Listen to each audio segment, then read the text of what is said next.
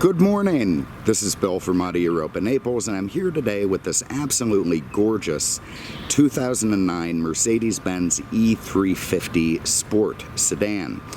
This is a W211 chassis. What that means is it's the internal designation that Mercedes-Benz gives to their cars. So, this platform is a W211. That includes they only really came in sedans and wagons. The prior version, the older E-Class, was a W210. The one before that was a W124. The one that came after this is a W212. Just a little bit of Mercedes-Benz, what have you. And like when you're the oldest car company in the world, it turns out that almost any car you make is going to be controversial. It's going to have haters, detractors, and lovers, and there's sort of a bunch of people being a real pain in the ass when it comes to rating your cars.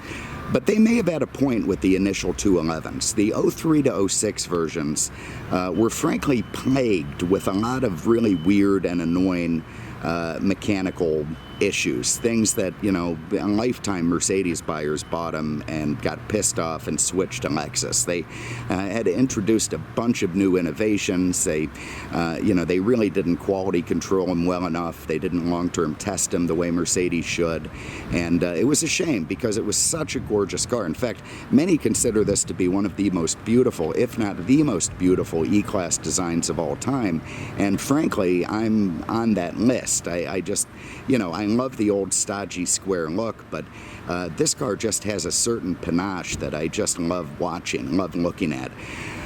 Anyway, so the 03 to 06 versions had issues. They had a thing called, what the hell was it, Sensotronic steering. It was a steering by wire.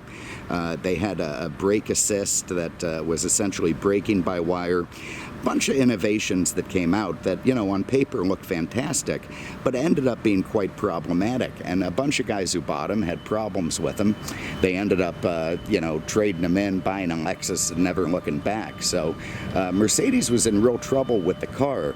In 07, they did what's called a facelift, and that's what this car is. In fact, it's not a rare thing. Mercedes-Benz does it with a lot of their models. They make them, they build them for a few years. They need to keep the design fresh, so they add some, stylistic features and other things to keep the design current. In this case, in this E-Class, in the W211, along with some very nice stylistic, cosmetic accoutrements, they added hundreds and hundreds of upgrades and changes to the mechanicals of the car to address all of the quality control issues that had been plaguing the series. And they fixed it. For instance, they got rid of Sensormatic, sounds like something you put in a blender, the Sensotronic completely. So no more steering by wire, went back to a traditional type setup and is much, much lovelier. They also made the car have a little bit of a wider track, a little bit of a longer not any sort of structural thing, just with bumpers and, hubs and that sort of thing. But they just made it look meaner and better. And in the sport package and in this 09 incarnation, it's just the ultimate of the ultimate. You get those big, beautiful 18-inch 5-star alloys. You got vented disc brakes. You get a lower, sportier suspension with the sport package. Still rides nice, but definitely sportier. You get these gorgeous angled-in ovoid headlights in the front. Absolutely beautiful. Love them. They've got that mesh grille at the bottom, which sort of emulates a Formula One car. Big xenon headlamps. Chrome around the fog. And I probably wouldn't have done the chrome around the fog lights. It looks like somebody do on a 58 Impala Custom, but anyway, Mercedes did it. And of course, keep the big hood star on the front of the hood, so it looks nice. Also, you got turn signal indicators in the mirrors. Got a little more construction. At least they're building a wall over there. There's no doubt that that thing's getting built. So anyway, you got a shark fin antenna up top. I love the curvature of the roof line. I just really think the design of this car is so handsome. It was kind of the last curvy Mercedes. They all became quite angular after this, and now they're becoming a little bit curvy again. Rear bumper has the AMG treatments, as do the side skirts. See those big twice pipes at the bottom, letting that V6 breathe. E350 badging, lovely chrome strip across the trunk. Just a handsome, handsome design. Okay, at a certain point, Mercedes-Benz got rid of the gas tank behind the rear seat, which I'm sure was some sort of a, old German safety philosophy, and moved it under the car, thus making the trunk enormous. So that's why these things were so widely used in the livery service. As you see a lot of European taxis. They don't do it here, but you can spend a bunch of money on a taxi in Europe. You buy this thing because it's going to run forever, and it's going to run 24 hours a day. It's just going to keep running and running and running. So, you do get the money back out of it, one fare at a time, especially if you get one of those jerks who takes you on the scenic trip when you're not looking. You also have a little 12-volt outlet here. If you run over any armadillos on the road, want to take them home and cook them, you can hang them from that little thing, or your plastic shopping bag so they don't roll around, one of the two. They give you this great little net where you could put a wiener dog. You also get a first aid kit in there. We got our floor mats under this guy, which you can hook up here, although with the floor mats it's a bit heavy. There you can see you've got your jacking hardware, that sort of thing, a little place to put stuff. I can't tell you how many times I've sold one of these cars and somebody comes, calls back, man, there's no spare tire in this thing. Well, there is. It's underneath this guy here. There's a hint of it. You get a donut in there, and otherwise you can keep the crown jewel. It's actually a very nice place for a Mac 10 in that little pit right there. So if you need to break out the big firepower, you can leave it in there. Let's have a look under the hood. Hood release way down far under there. It's really hard to find. You almost have to be Plastic Man to reach it. We got the sun coming. We're going to have to hurry. Okay, so under here, Mercedes-Benz, very tried and true. 3.5 liter V6 engine, 268 horsepower, incredibly smooth engine, lovely torque, lovely acceleration curve. It is a fantastic engine in this car. It's not, again, a rocket ship. It's not meant to, blow your head back. This isn't an AMG car, but what it does do is exactly enough to make it a lovely ride. So it's got plenty of pep. It returns pretty good gas mileage, and all in all is just a fantastic engine. That's made it do a 7-speed shiftable automatic. You got paddle shifters because this is the sport version, and all in all just a terrific thing. You see it's got 2 wipers up there. This was the first E-Class in like 20 years to have 2 wipers. They all had that single sort of weird articulating thing from the 124 onward. I always liked it, but I guess 2 wipers is a bit more traditional. Okay, in the back seats, very, very nice stuff. I believe this is MB Techs. If there's ever a nuclear holocaust, there's going to be 2 things left: cockroaches and Mercedes MB Techs. I mean, you can go into a junkyard and find the most old, ragged, 1980s Mercedes diesel. You open the interior, it looks like something you'd find in a museum. It's just a fantastic material. You get a rear center console that miraculously my detailer cleaned. You get these 3 little headrests which you can pull up, then lock into position, and when you hit the button they pop back down if you need to reverse. There's also a sunscreen back there, all very nice. You also get some neat mood lighting in this car you can change the intensity of. And of course it's got airbags everywhere, including the back. You've got the lovely, I don't know if that's bird's eye maple, I can't remember what that wood is, but neat little ashtrays and designs and the oval switches. It's all beautifully crafted, really lovely looking car. Alright, have a look inside. So you can see again everything nice and proper in this one. You got the lovely wood trim there. You've got your 85-way power seat with memory.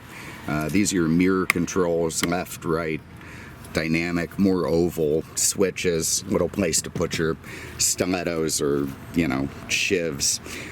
You got these great bucket seats with little storage things in the front, so there's a fantastic place to hide things from the police. And of course, Mercedes seat design's the best in the business. You take a long trip in this car and you're just not going to feel it.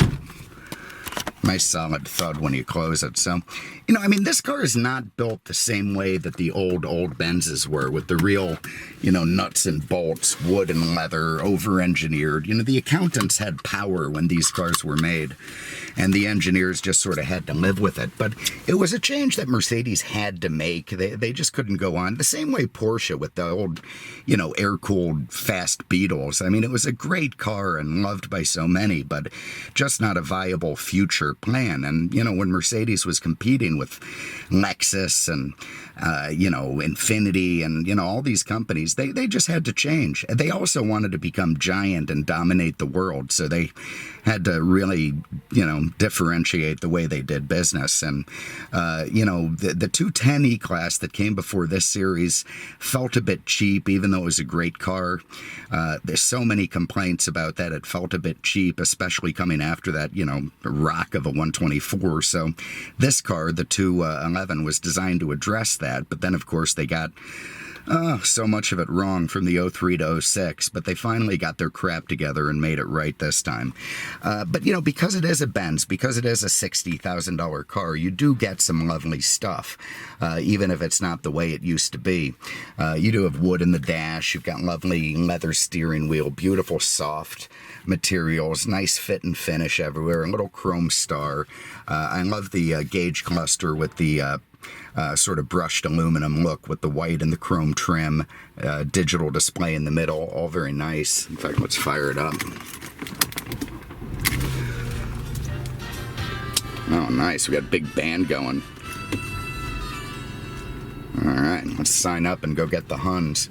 Over here, you got automatic headlights. That's something that Mercedes only, you know, came out with probably with this model. You've got these flippity paddles here if you want to bang your way through the gears.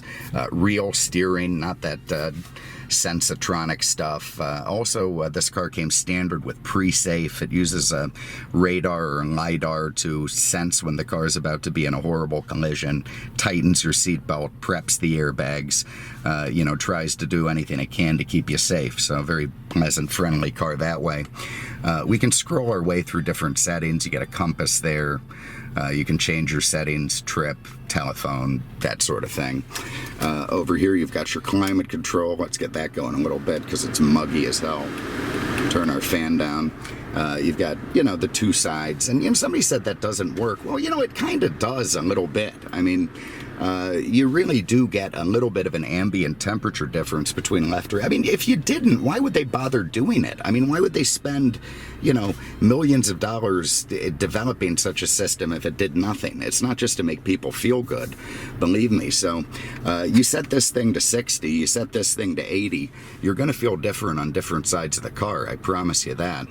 Up here you've got self-dimming mirror, all very nice. You've got, again, this sort of beautiful big ambient lighting setup. Let me see if I open that.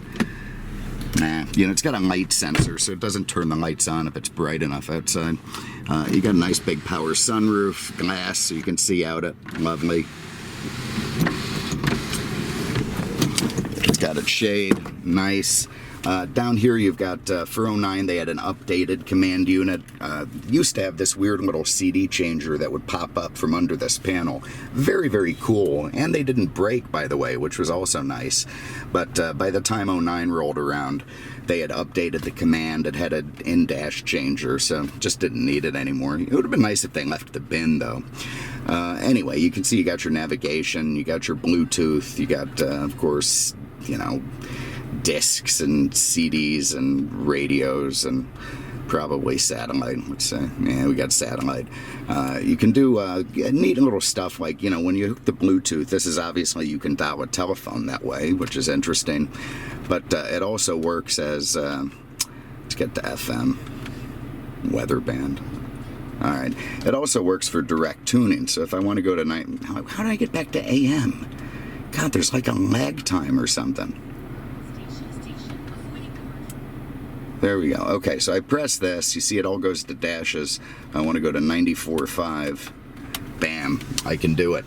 Works pretty well. Now this thing also has voice command, which constantly thwarts me. It drives me absolutely crazy, but I'm going to try it. Let's see. 96.1. Okay, it did it. So thank God, finally a car that starts paying attention to me.